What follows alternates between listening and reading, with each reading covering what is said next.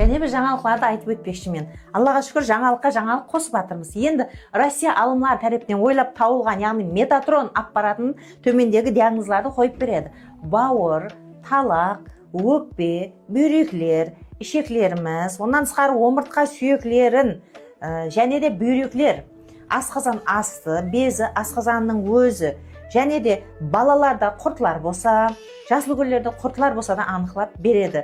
Хаяллар кеселіктері, еркектерде ұшырасатын кеселіктер, онан тысқары аллергияны анықтап береді.